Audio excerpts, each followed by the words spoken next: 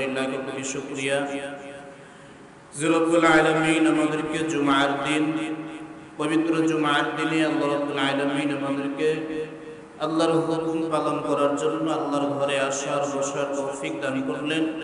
শুকরিয়া আদায় করি, আলহামদুলিল্লাহ।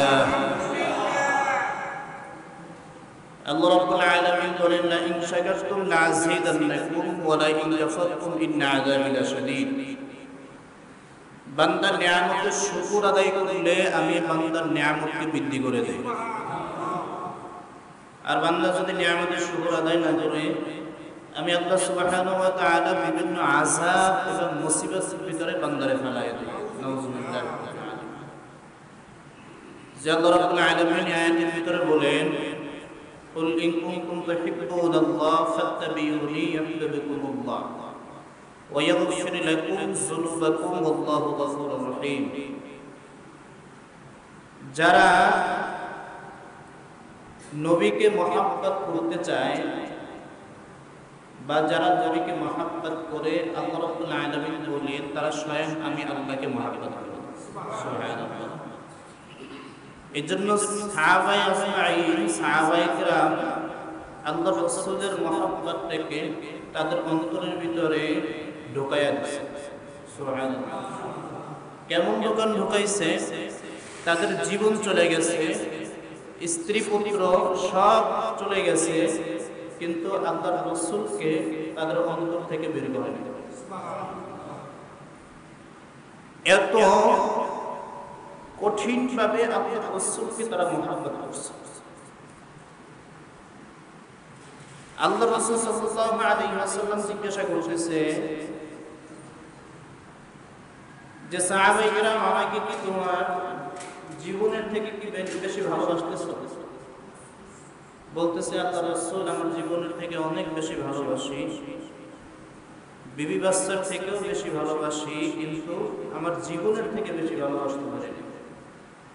আল্লাহর রাসূল কয় যতক্ষণ পর্যন্ত বিবি বাচ্চা ছেলে মেয়ে এবং নিজের জীবনের থেকে বেশি ভালোবাসতে না পারবা ততক্ষণ পর্যন্ত তোমরা সঠিক মুমিন হতে পারবে না। সুবহানাল্লাহ। এজন্য আল্লাহর রাসূলের মহব্বত সাহাবায়ে কেরাম তাদের অন্তরের ভিতরে গাইতে রাখছে।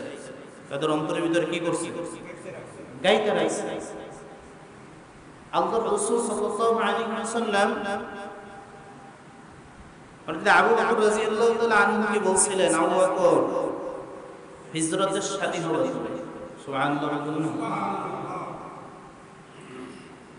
শুধু বলতে দেরি হয়েছে, সাহাবায়ে কেরাম পালন করতে দেরি হয়েছে।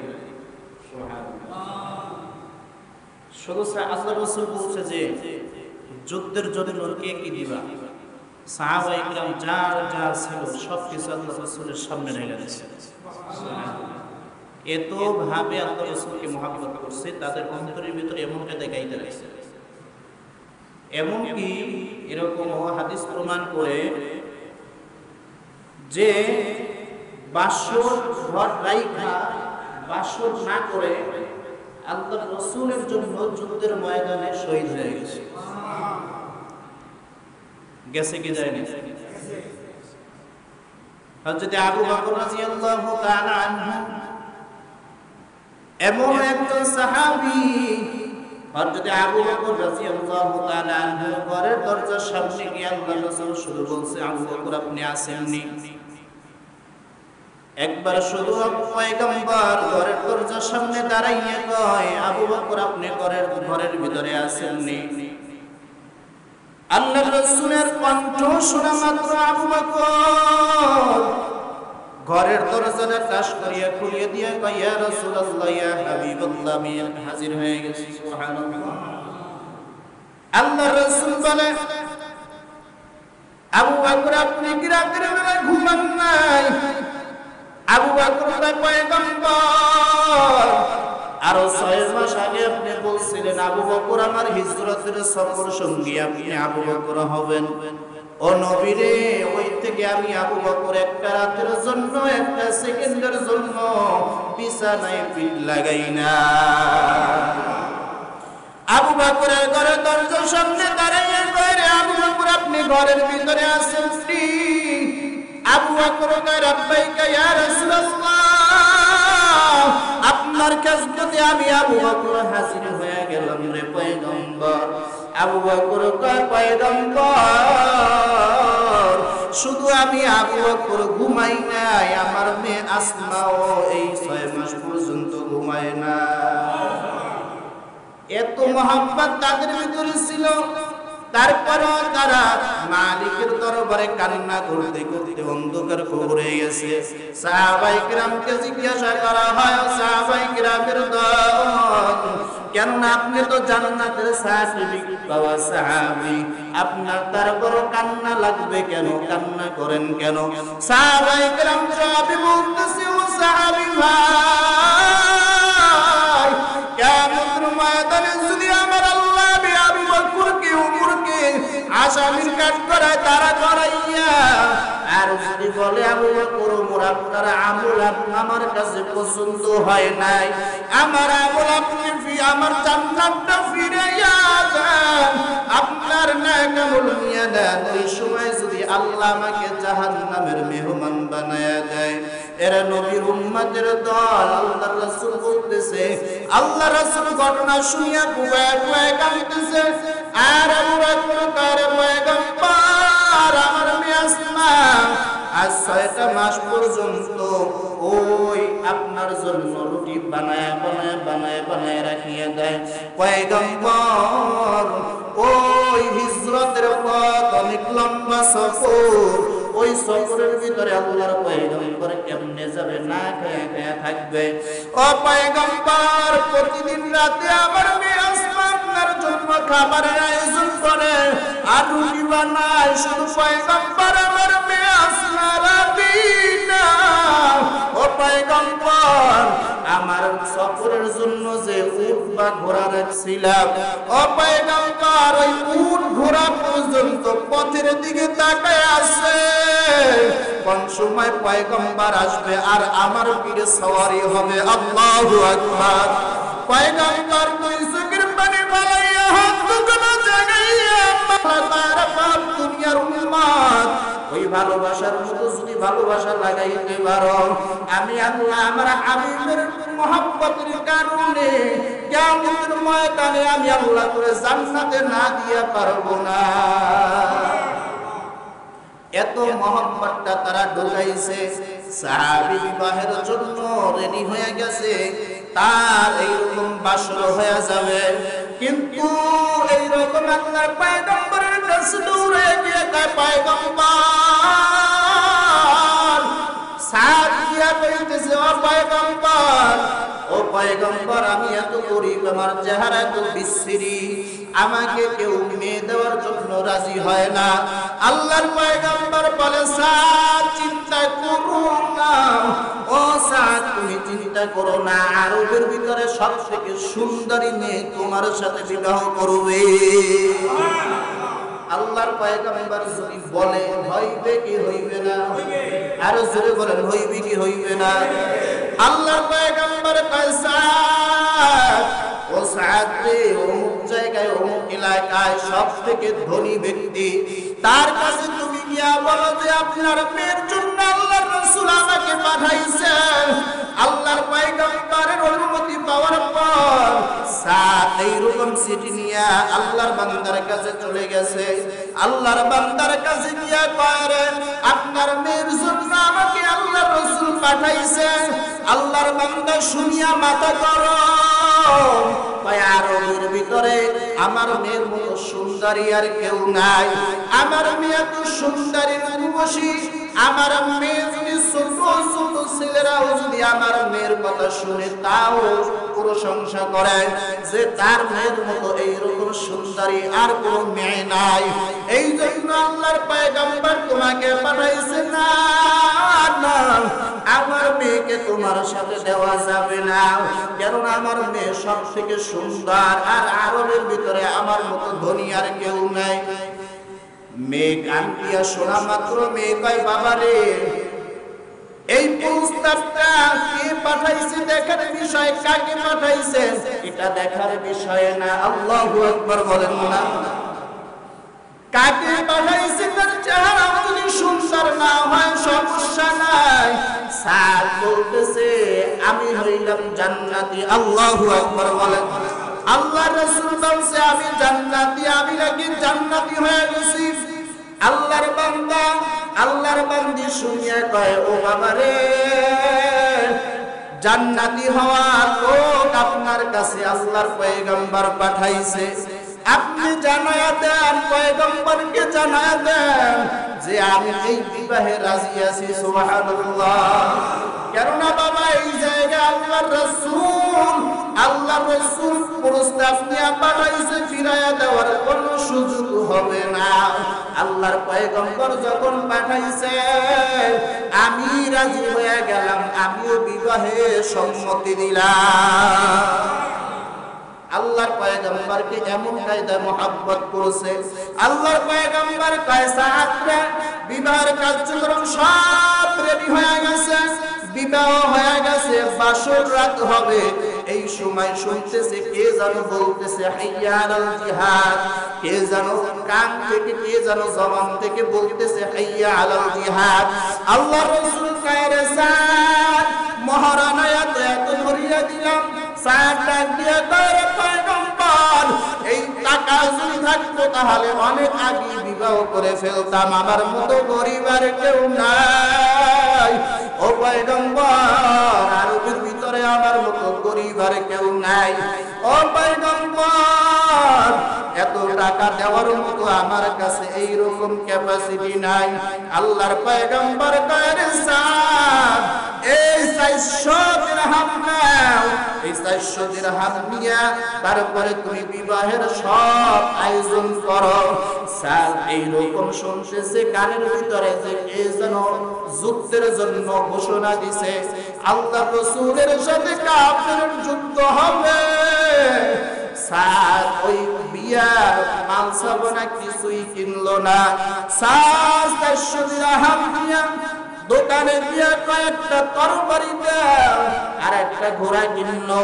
এই দুইটা জিনিস নিয়ে সাদ মুখের ভিতরে রুমাল লাগায়া যুদ্ধের ময়দানে যুদ্ধ করতেছে, এক একটা কাফেরদেরকে কতল করিয়া দিতেছে। আল্লাহু আকবার। আমি বুঝাইতে চাইতেছি যে সাহাবায়ে কিরামের দিলের ভিতরে কেমন তামান্না ছিল, তারা কেমন নবীর আশিক ছিল, নবীর জন্য জীবন দিয়া দিয়েছে। ঠিক না বেঠিক? আল্লাহ রাসূল তাকায় থেকে যুদ্ধের ময়দানে দেখতেছে যে সাদ এইরকম কে যেন কালো রুমাল পেছাইয়া যুদ্ধের ময়দানে যুদ্ধ করে। সাহাবায়ে কিরাম ফলো করে কে যেন এইরকম কালো রুমাল পেছাইয়া যুদ্ধের ময়দানে শুধু কাফেরদেরকে এইরকম তলোয়ার দিয়া ফালায়া দিতেছে। এইরকম সাহাবায়ে কিরাম বলে আমার পক্ষে, আমাদের পক্ষে কে লড়তেছে? হঠাৎ করিয়া দেখতেছে একটা কাফের এইরকম সাদের কলিজা বরাবর একটা তীর মাইরা দিছে। সাদের কলিজা ভেদ করিয়া পিছনে এইরকম বের হয়ে গেছে। সাদ এইরকম তীরটা খাইয়া জমিনে লটায়া পড়েছে। আল্লাহর রাসূল তাকায়া তাকায়া দেখতেছে যে কামুকের কাপড় কানি সরিয়া গেছে, দেখতেছে সাদ সারার কেউ না। আল্লাহর রাসূল দৌড়াইয়া কয় ও সাদ আমার কাছে আয়। সাদ দৌড়ায় আবার মাটিতে গড়ায় গড়ায় মরিয়া যায়। আল্লাহর রাসূলের কাছে যখন আসিয়া আল্লাহর রাসূল সাদকে ওইরকম বুরুর উপরে, রানের উপরে মাথা দিয়া তারপরে সাদকে কয় রে সাদ, তোর তো থাকার কথা এই মুহূর্তে বাসর করে, তুই কেন যুদ্ধের ময়দানে আসলি? সাদ তুই চোখের পানি ফালাইয়া পয়গম্বরকে কয় পয়গম্বর, কিয়ামতের ময়দানে যদি আল্লাহ আমাকে ধরিয়া হয় আর যদি কয় রে সাদ আমার নবী, আমার হাবিব, আমার বন্ধু যুদ্ধের ময়দানে যুদ্ধ করতেছে, কাফেররা আমার হাবিবকে তলোয়ার দিয়ে আঘাত করতেছে, আর তুই বাসন করে পৌনি আনন্দ ফুর্তি করো। ও পয়গম্বর, কিয়ামতের ময়দানে কি জবাব দিতাম? এটা হবে না, এটা হবে না। ও আল্লাহর পয়গম্বর, আমি শুনছি শুধু যে যুদ্ধের ময়দানে রওনা দিছে, আমি সব কিছু ফালাইয়া সব ত্যাগ করিয়া যুদ্ধের ময়দানে রওনা দিয়া শহীদের পর্যায়ে আমি মনে হয় বেশিক্ষণ বাঁচিয়া থাকবো না। ও পয়গম্বর, আপনি একটু বলেন আমার মালিক আমাকে জান্নাত দিবে নাকি? বাইরে স্যার, আমি দেখতেছি জান্নাতুল ফেরদাউস তোমার জন্য অপেক্ষা করতেছে। আল্লাহর পয়গম্বরের কাছে কয়, পয়গম্বর, ও পয়গম্বর, একটু শোনায় দেন আমার জন্য কি জান্নাত আল্লাহ দিবে? আল্লাহর রাসূল ফায়রাসাদ, আমি তাকায় তাকায় দেখতেছি জান্নাতের হুর গিলমানরা তোমাকে নেওয়ার জন্য দৌড়ায়া দৌড়ায়া আসতেছে। আল্লাহর রাসূল তাকায় তাকায় দেখতেছে আর হাসতেছে। হঠাৎ করে মাথাটা ঘুরায় ফেলছে। সাহাবায়ে কেরাম ডাক দিয়া কয়, ও পয়গম্বর, আপনি এতক্ষণ দেখলাম আপনি হাসতেছেন, আবার কেন মাথাটা ঘুরায় ফেললেন? কয়, সাদের জন্য আমার মাওলা এত পাগল। সাদের এই শহীদ তামান্না দেখিয়া আমার মাওলা জান্নাতের হুর গিলমানদেরকে পাঠায়া দিছে। আর আমি তাকায় তাকায় দেখতেছি জান্নাতের হুর গিলমানরা দৌড়ায়া দৌড়ায়া দৌড়ায়া দৌড়ায়া সাদকে নেওয়ার জন্য আসতেছে। আর আমি আনন্দে হাসতেছি। কিছুক্ষণ পর দেখতেছি ওই হুর গিলমানেরা দৌড়ের মাথায় তাদের কাপড়খানি একটু সরে গেছে। এই জন্য আমি লজ্জার কারণে আমার চেহারাটা অন্যদিকে ফিরাইয়া ফেলছি। আল্লাহু আকবার। আল্লাহ বান্দাকে জান্নাত দিতে পারে কি পারে না? আর জোরে বল, পারে কি পারে না? আমার মাওলা করে, বান্দারে ইন্না জাহান্নামা কানাত মিরসাদা লিত্তাগিনা মাআবা লাবিসিনা ফিহা আহকাবা। এ বান্দা, তোর জন্য আমি আল্লাহ জাহান্নাম বরাদ্দ করিয়া রাখলাম। আর এমন একটা জাহান্নাম আমি মাওলা রাখলাম, জাহান্নামের ভিতরে যদি বান্দা তোর পানির পিপাসা লাগে তাহলে তোকে কোনো ঠান্ডা কোনো পানি দেওয়া হবে না। এ বান্দা, তোর সামনে ফেরেশতারা এইরকম টকবাক টকবাক করবে, এইরকম কুইস গরম পানি নিয়ে বান্দা তোর সামনে হাজির হয়ে যাবে। এ বান্দারে, তোর জন্য ওই ফেরেশতারা গরম পানি আর গরম কুইস ছাড়া আর কিছু তোর জন্য খাদ্য হবে না। সহ্য করতে পারবেন নি? সবাই কয় না পারবেননি। সাহাবায়ে কেরামের তামান্না ভালোবাসা কেমন ছিল?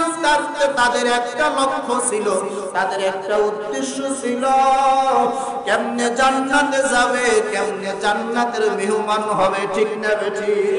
তাদের আকাঙ্ক্ষা ছিল যে জাহান্নাম থেকে কেমনে বাঁচিয়া থাকবে, আর জাহান্নাম থেকে কেমনে বাঁচিয়া জান্নাতের মেহমান হয়ে যাবে। আমার আল্লাহ কয়, রে বান্দারে, এ বান্দা, তোর চোখের ভিতরে আমি আল্লাহ তোর চেহারার ভিতরে দুইটা চক্ষু দিলাম। এই চক্ষু দুইটা কেন দিছি তাও জানায়া দিছি। যে বান্দা, আমি তো তোকে চক্ষু দুইটা দিছি ভালো ভালো কিছু দেখবি, আমি মাওলার কালাম দেখবি। আর আমি আল্লাহ কোরআনের ভিতরে তো জানায়া দিছি, মান বাকা মিন খাশিয়াতিল্লাহ হারামাল্লাহু তিলকাল আইনি আলান নার। যে জাহান্নামের কথা শুনিয়া জাহান্নামের ভয়, আমি আল্লাহর ভয়, যদি কেউ জাহান্নামের ভয়, আমি আল্লাহর ভয় যদি চোখের পানি ফালায়, আমি আল্লাহ ওই চক্ষু জাহান্নামের আগুন হারাম বানায়া দিব। আল্লাহু আকবার বলে। আমার মাওলা পারে কি পারে না? আমার আল্লাহ কয়, রে কিয়ামতের ময়দান যখন কায়েম হয়ে যাবে, তখন নাফরমান বেঈমান এক একজন ছোটাছুটি করবে। ছোটাছুটি করার পর বান্দা বান্দি ছোটাছুটি করবে আর করবে, আল্লাহ জাহান্নামের আযাব সহ্য হয় না। আল্লাহ কিয়ামতের ময়দানে জাহান্নামের ঘুরি আমার সহ্য হয় না। ও মালিক, জাহান্নাম থেকে আমাকে আপনি বাঁচায় না। ওই সময় আল্লাহ বলবে, রে ফেরেশতার দল, এ যারা গুনাহগার, যারা নাফরমান, যারা নামাজ পড়ে নাই, নেশার ভিতরে লিপ্ত ছিল, জিনার ভিতরে লিপ্ত ছিল, যারা গুনাহের ভিতরে লিপ্ত ছিল, এদের নাফরমানদেরকে আলাদা আলাদা করিয়া তাদের আমলনামা তাদেরকে বুঝায়া দাও। আমার আল্লাহর অর্ডার পাওয়া মাত্র ফেরেশতারা তাদের ওই অর্ডার পাইয়া তাদের আমলনামা তাদের সামনে পৌঁছায়া দিবে। আমার আল্লাহ বলবে, রে ফেরেশতা তাড়াতাড়ি যাও, তাড়াতাড়ি যাও, নাফরমান বেঈমানের বুকের মাঝখান থেকে ফারাক বানায়া ফেলো, আর বুকের মাঝখানটা সিরিয়া ওই মাঝখান থেকে তাদের হাতখানি ঢুকাইয়া দাও। হাত ঢুকাইয়া তারপরে পিছনে আমলনামা দাও। আমার মাওলা বলবে, রে ও ফেরেশতা, অর্ডার তাড়াতাড়ি পরিপূর্ণ করো। ফেরেশতা অর্ডার পাইয়া বুকের মাঝখান থেকে ফারিয়া তারপরে হাতটারে পিছনে দিবে। হাত পিছনে দেওয়া মাত্র ফেরেশতারা বলবে, আল্লাহ, ওর চেহারা সামনে, আমলনামা পিছনে, কেমনে ও করবে? আবার আল্লাহ অর্ডার করবে, ফেরেশতা তাড়াতাড়ি নাফরমান বেঈমানের মাথাটা ঘুরাইয়া পিছনের দিকে ফিরাইয়া দাও। যারা দুনিয়ায় সুদ খাইছে, ঘুষ খাইছে, যারা জিনা করে, যারা মুনাফিকি করেছে, যারা গুনাহের ভিতরে লিপ্ত ছিল, এই নাফরমানদের তাড়াতাড়ি মাথাটাকে ঘুরাইয়া পিছনে দাও। আর আমার মাওলার অর্ডার পাইয়া ফেরেশতারা মাথাটা ঘুরাইয়া তারপরে পিছনে দিবে। আমলনামা দেওয়ার পরে বলবে, ইকরা বান্দা, পর দুনিয়াতে কি করছো, দুনিয়াতে কি আমল করছো, কি নেক আমল করছো, কোথায় গুনাহ করছো, সব ধরা হয়ে গেছে। দুনিয়ার মানুষের আড়ারে আড়ারে গুনাহ করা যায়, আর মালিক বলে, রে গোলাম, আমি আড়ালে আড়ালে গুনাহ করার কোনো সুযোগ নাই। সিসি ক্যামেরা দুই কাদের ভিতরে বসায়া দিয়েছি, ঠিক না বেঠি? আমার আল্লাহ কয়, রে বান্দা, একটা কবিরা গুনাহ করবি, একটা কবিরা গুনাহ, একটা বড় গুনাহ করবি, কিন্তু দুনিয়ার মানুষ দেখে নাই, কিন্তু আমি আল্লাহর দুই চক্ষু থেকে তুই আড়াল হইতে পারো নাই, ঠিক না বেঠি? আল্লাহর বান্দা গুনাহ করার জন্য যদি মাটি খুঁজিয়া খুঁজিয়া খুঁজিয়া খুঁজিয়া যদি ওই মাটির তলদেশে যাইয়া যদি তুই গুনাহের ভিতর লিপ্ত হও, দুনিয়ার মানুষ না দেখলে একজন দেখে, তিনি কে? আর আসতে বলেন, তিনি কে? আমার আল্লাহ কয়, রে বান্দা, আলিমুল গায়বি ওয়াস শাহাদাতি হুয়ার রহমানুর রহিম। বান্দা গোপনে করবি, প্রকাশ্যে করবি, ঘরের দরজা আটকায়া করবি, কিন্তু আমি আল্লাহ কিন্তু তোর অন্তরের খবর আমি আল্লাহ সব কিছু জানে। তিনি কে? জানে কি জানে? দুনিয়ার মানুষকে না দেখে গুনাহ করলাম, আজকে নামাজে দাঁড়াইলাম যে না না, জুমার দিন নামাজ তো পড়তেই হবে, দুনিয়ার মানুষও দেখুক, এলাকার মানুষও দেখুক, কিন্তু আমার আল্লাহ কয়, রে বান্দা, তোর অন্তরের কিন্তু চিন্তা ভাবনা সব কিছু আমি আল্লাহ দেখি। কথা বলে, আল্লাহ দেখি কি দেখে না? আল্লাহ কি অন্ধ? যেই ফিরাউন বা সাহেবা আবু জাহেল মালিকের অবাধ্য হয়েছিল, কিন্তু গোপনে গোপনে কিন্তু মালিকের দরবারে গিয়ে বলছে, আল্লাহ, প্রকাশ্যে যা করি না না করি, কিন্তু তুমি একজন, আমরা মানি, তুমি একজন, আমি মানি। যত গুনাহ করি না কেন, যত খারাপ কাজ করি না কেন, নিজেকে খোদা দাবি করি না কেন, কিন্তু আল্লাহ তুমি একজন, সেটা আমরা সবাই স্বীকার করি, ঠিক না বেঠি? কিন্তু সবাই মানত, সবাই স্বীকার করতো, কিন্তু ওপেনে ওপেনে বলতো, আমি রব, আমি সব কিছু তোমাদের, বলতে গিয়ে বলতে। কিন্তু আল্লাহর কাছ থেকে পালাবার কোনো সুযোগ আছে? আছে? কোন কায়দা আছে? আল্লাহ কয়, রে বান্দা, তামাম আলমের দিকে আমি আল্লাহ তাকায়া থাকি, বান্দা কোন জায়গায় কি গো? কথা বলেন, ঠিক না? আল্লাহ কয়, পানি নিচে করবি, তাও আমি আল্লাহ দেখি। তুই মনের থেকে নিয়ে না করিয়া মানুষকে দেখানো করবি, তাও আমি আল্লাহ দেখি। দেখি কি দেখেন? আল্লাহ কয়, সাহাবায়ে কেরামের তামান্না কেমন ছিল? সাহাবায়ে কেরামের তামান্না এমন ছিল, যেই উদ্দেশ্য হইল কি, সাহাবায়ে কেরাম মালিকের তামান্না ভালোবাসা কেমন কায়দায় ঢুকাইছে, আল্লাহ তাআলা কয় যদি ওইরকম কায়দায় যদি তামান্না ভালোবাসা অন্তরের ভিতরে ঢুকাইতে পারো কবরে আসতে দেরি হবে আমি আল্লাহর হাবিব ওই কবরের ভিতরেও তোমার হাজির হইতে দেরি হবে না। ফেরেশতারা বলবে যে বান্দা মান রব্বুকা ওয়া মান দীনুকা ওয়া মান নাবিয়ুকা, এই রাসূলকে চিনো নাকি, এই লোকটাকে তোমরা চিনো নাকি? কিন্তু আল্লাহর রাসূলের যদি মহব্বত ভালোবাসা না থাকে কিন্তু আমরা বলবো না না চিনি না, ঠিক না বেঠিক? আর মালিকের কথা যদি মান রব্বুকা তোমার রবের পরিচয় দাও যে তুমি দুনিয়ায় কি মতো কিসের অনুযায়ী কার হুকুম মানছো, কার বন্দেগী করছো, আজকে তুমি আমাকে তোমার ওই রবের পরিচয় দাও, ওই সময় বলবো আমি জানি না, ঠিক না বেঠিক? আর যদি তোমার দিনটা কি ছিল, যদি আমি যদি গুনাহের কাজ করি গুনাহের ভিতর লিপ্ত হয়ে যাই আমি ওই এক বাক্যে বলবো আমি জানি না। আর যদি আল্লাহর রাসূলের মহব্বত ভালোবাসা বুঝাইতে পারি আর যদি ফেরেশতারা আসিয়া বলে মান রব্বুকা ওয়া মান দীনুকা ওয়া মান নাবিয়ুকা, তোমার নবীর পরিচয় দাও, আমরা এক বাক্যে বলবো মুহাম্মাদুর রাসূলুল্লাহ। আর যদি বলে তোমার রবকে, আমরা এক বাক্যে বলবো রব্বি আল্লাহ, আমার রব দুনিয়ায় আল্লাহ ছিল কবরেও আল্লাহ, ঠিক না বেঠিক? আর যদি আমাদেরকে বলা হয় মান দীনুকা তোমার দিন কি ছিল, আমরা যদি দিনের উপরে অটল থাকিয়া চলি আমরা এক বাক্যে বলবো যে আমার দিন ছিল ইসলাম, ঠিক না বেঠিক? আমাদের দিনের নাম কি? আমাদের নবীর নাম কি? আমাদের রবকে। এই কথাটা যদি কবরে বলতে দেরি হবে আমার আল্লাহ কয় রে বান্দা আমার দুনিয়ায় আমার হুকুম মানছে, আর যদি নামাজের পাবন্দি করে নামাজ পায়ের কাছে গিয়া বলবে সাবধান সাবধান, আমার বন্ধু দুনিয়ায় অনেক মেহনত করেছে নামাজের মুসল্লায় দাঁড়ায় গেছে, আমার বন্ধু দুনিয়ায় ঘুমায় নাই, আয় সাবধান সাবধান আমার বন্ধু ঘুমাইতেছে, ডিস্টার্ব কইরো না ফেরেশতা, তোমার যা কিছু প্রশ্ন আমি নামাজের কাছে করো আমি নামাজ সব দিয়া দে। কোরআন বলবে যে না না আমার বন্ধু দুনিয়ায় কোরআন পড়ছে, কোরআন পড়িয়া পড়িয়া আমাকে আল্লাহকে রাজি করছে, খুশি করছে, রাজি খুশি করেছে, সাবধান সাবধান এই কোরআন আমি আজকে এই বান্দাকে না জান্নাতে পৌঁছাইয়া না দেওয়া পর্যন্ত আমি যাব না।